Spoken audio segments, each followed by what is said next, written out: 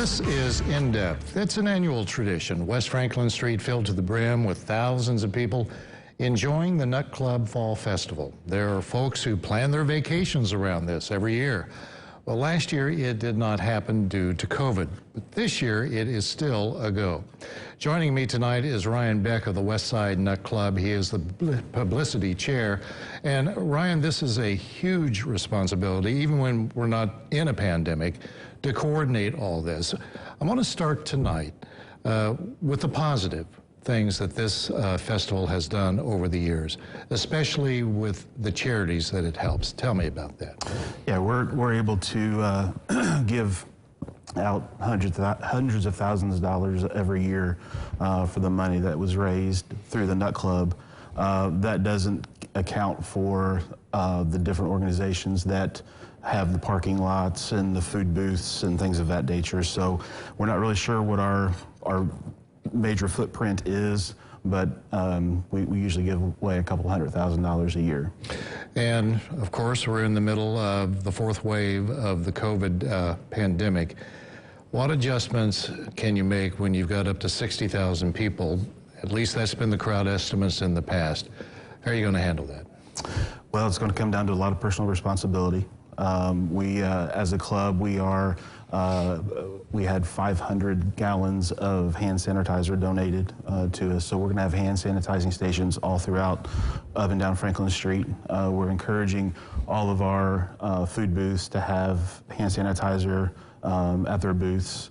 We're going to be recommending all of our food booths to follow the CDC guidelines and guidelines from the health department as well.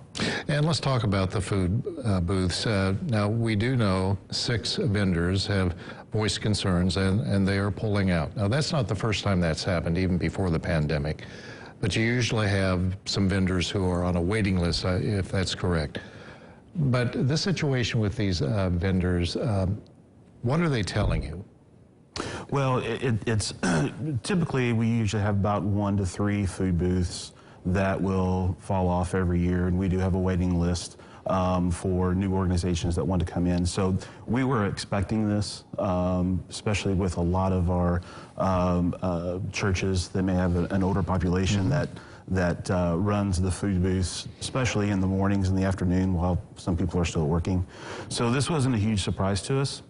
I think they're just wanting to be cautious for themselves and their congregation, and you know, just kind of be more cautious than what we do on a normal basis. Well, bright early in the morning, you know, work is already underway during this fall festival, and it takes people. I mean, you have shipments of food coming in. It just doesn't materialize there in all of these booths.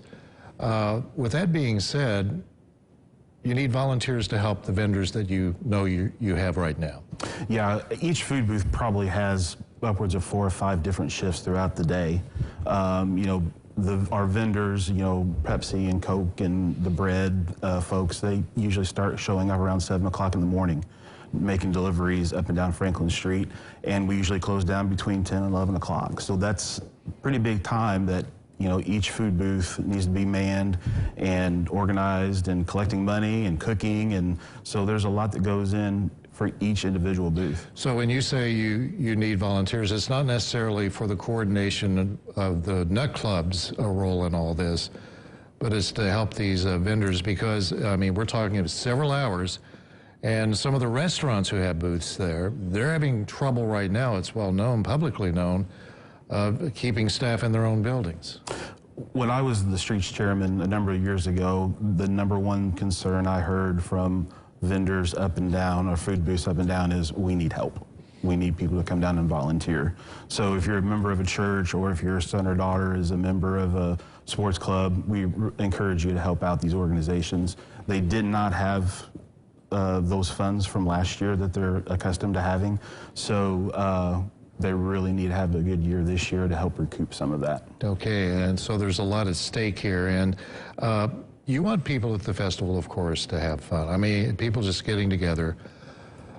What would you tell people? I mean, we're walking a fine line right here, and we're not going to get into any politics on this, but what would you tell the folks who are going to plan their day at the Fall Festival? What do you tell them to do to stay safe? So the number one thing that I could tell them is the slowest or the less busiest times during the day is usually that 10 o'clock to 11:30 time. Usually about 11:30 to 1:30. That's when we have a lot of people down there for their lunch hour.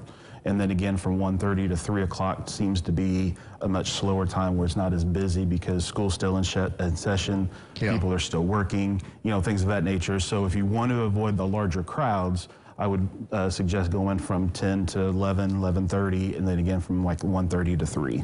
We've got about 40 seconds left. I want to ask you, you're a West Side native, what's going through your mind with this approaching? Because we are in strange times and thousands of people are going to be there. How do you feel about that? What, you're worried or happy, or just tell me? It's a mixed bag of emotions. You know, this certainly is not how we wanted to spend our 100th year. We've been planning for this for several years.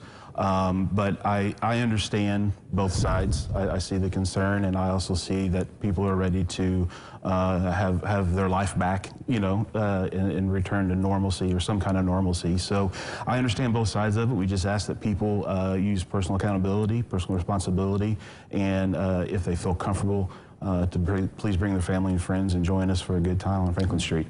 Common sense can go a long way, that is correct, even in this state. Ryan Beck, thanks a lot for joining us tonight, and have a good event, a great event, as always. All right.